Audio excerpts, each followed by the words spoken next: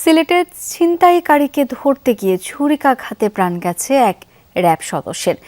দুপুরে সিলেটের কোতোয়ালি থানার সামনে এ ঘটনা ঘটে। পুলিশের ধাওয়া খেয়ে অভিযুক্ত বাপ্পি একটি বাসায় ঢুকে এক শিশুকে জিম্মি করে, পরে ছুরিসহ তাকে আটক করে থানায় নেওয়া হয়।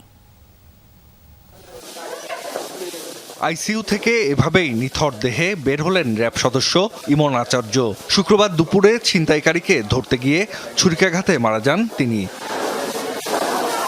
পুলিশ জানায় দুপুরে নগরীর কিন ব্রিজ এলাকায় বাপ্পি নামের এক ছিনতাইকারীকে আটকের জন্য ধাওয়া দেয় পুলিশ।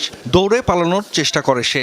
সামনে ছিলেন সাদা পোশাকে থাকা র্যাব সদস্য কনস্টেবল ইমন। বাপ্পিকে ধরার চেষ্টা করেন তিনি। এক পর্যায়ে ইমনকে ছুরিকাঘাত করে বাপ্পি।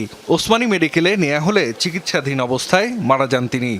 র্যাব সদস্য ইমন আচার্য, যেহেতু পুলিশ একজন অপরাধীকে ধরার চেষ্টা করছে, যখন তার সামনে পড়ে সেও তখন তাকে ঝাপটে ধরার পরে এই ছিনতাইকারীর হাতে থাকা ছুরি দিয়ে তার বুকের বাম পাশে তাকে আঘাত করে তারপর তাকে ওসমানী মেডিকেল কলেজ হাসপাতালে নিয়ে আসা হওয়ার পরে সে মৃত্যুবরণ করে।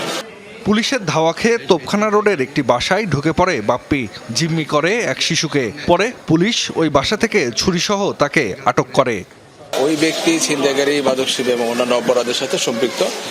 তাকে আটক করা হয়েছে এবং হত্যাকাণ্ডে ব্যবহৃত যে ছুরি, সেই ছুরিটি উদ্ধার করা হয়েছে।